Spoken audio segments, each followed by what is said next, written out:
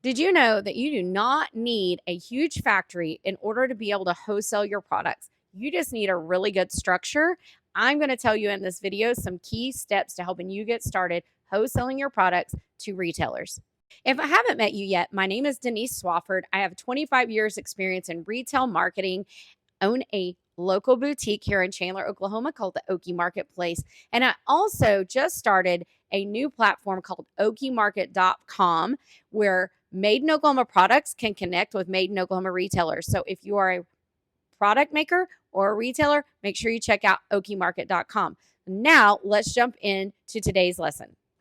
If you're tired of the Etsy grind, if you're tired of setting up and taking your products all over the place and doing tons of shows a year to not know how much money you're going to make, that's why you're going to want to make, that is why you're going to want to do wholesale. Wholesale is a way more predictable income. There's other people buying your products with a vested interest in selling them that do retail, that know exactly how to market your product in a way it's going to sell. And those orders are going to generate more sales for you throughout the year than the one-off orders you do in other places. As a small business owner, I also want you to really think about a few other things in considering to do wholesale, or if you've already tested it a little bit. You get paid cash up front. You can collect for all of your order or half of your order up front, which when you're getting started or even 2 or 3 years down the road and they're kind of in that cash flow strain, this is very helpful. So you can get that money up front, you can fill the order, and you can actually be operating on some other people's money without a loan. Which, if you listen to any business people, what do they tell you to do? Operate on other people's money. This is one of the ways you can do that. And it's very, very understood in this industry that that is what you're doing. So it's not like sleazy, scammy. Nobody's worried about it in this industry because it's very, very, very done. The other reason, the last reason I'm going to leave you with as far as why you're going to do wholesale, why you want to consider it, is time freedom.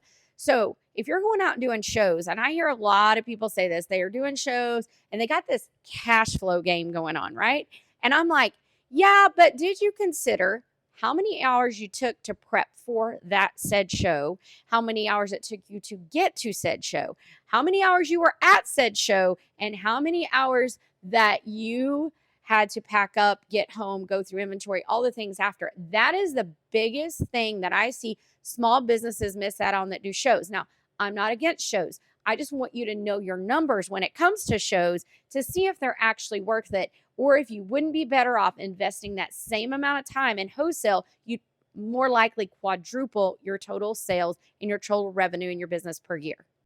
So I'm going to give you a few questions to ask yourself to see if you think you're ready for wholesale. But we've also created this scorecard for you to see if you are ready for wholesale. So it's got probably 20, 30 questions on it, but it will score you and it'll tell you really where you stand as far as being able to take your products and put them on multiple store shelves. Okay. So check the link out below or above, wherever you're looking. That scorecard will be here. All right. So first question is, are you consistently able to produce a product? So this usually, honestly, takes business owners a year and a half to 2 years to get. Now, if you've owned other businesses in the past, you may get to this point sooner, but usually I find the sweet spots between a year and a half and 2 years. You're in business, you're consistently producing your staple products, as I call them. So the 3 or 4 items that are really what your brand is built on. For example, in our fragrance line, we started with the candle, the diffuser oil, and the room spray. And we knew we could actually really do those well. It took me about 7 months to want to add any other product lines in here, or any other products in this line, because I wanted those 3 to be right. I wanted the packaging to be perfect. I wanted it all narrowed down. As you can see, this is a tester that's still out, but this was our original packaging versus our current packaging. So packaging is a big deal. And there's just things you start working through as a business owner, as you go out and about, as you sell on Etsy, whatever, you will hone this in very naturally. It's just what we do as creatives. Okay. So the questions are, can you produce consistently? Do you have proper packaging? And do you know your cost of goods and your margin? Like down to the penny, it matters, right? Because you've got to make sure you're profitable. Otherwise, you're just throwing money away. So Those are the 3 questions you need to ask yourself. So, how do you get started wholesaling? First of all, you need a line sheet. If you don't know what a line sheet is, look at this video. I'm going to explain what it is, but here's a sample of ours. All right. And then you're going to want to take that scorecard that we have given you and see where you range. If you're like 70% or higher on there, you're probably ready to wholesale. But the first thing you need back to that is you need a line sheet. And what we as retailers want when you show us a new product line, whether we're at a market or you walk into our store, we want it all in one place, all of your products, so we can see your offerings very, very easily. Okay. That's the first thing we want. The other thing you need is you need really clear policies. So examples of things you need to have clear. What are your minimum order quantities?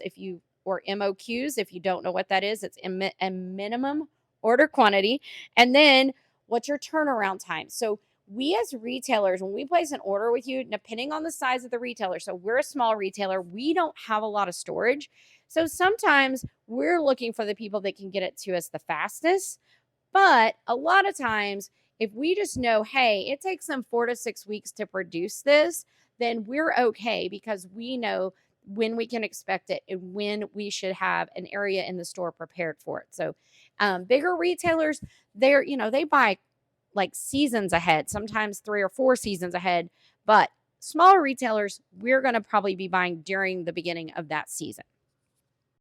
So the last thing that you want to have figured out to get started wholesaling is you want to know your shipping cost, right? So you're going to want to go in and you're going to want to, weigh these individually and figure out how much does it cost me to ship 12. You want to measure the boxes, you want to weigh them, you want to do all those things because shipping is the area where I watch most small businesses lose their profit because they don't take the time to weigh, measure, and precisely be able to ship their pricing, be able to precisely price shipping their products. So where do you find buyers? When you're first getting started, I always say start local. Local boutiques are always looking for the next greatest product to sell. And that's what we're really usually focused on is selling other people's products. So if you come to us with a product that really fits our target client, we are going to be very excited because normally the only way that we can actually find wholesale products is to go to markets, which are expensive to go to because we have to travel and all the things. The other way is like we have to order online and hope it looks like what we see. So if you've got local product or local retailers, take your products, buy them. Now, what I don't want you to do is saturate a town. Okay. So in our little town, there's 7 boutiques. And the things in our store are exclusive to our store. It doesn't mean you can't buy a candle in any other boutique. It means we're the only one in town that carries that.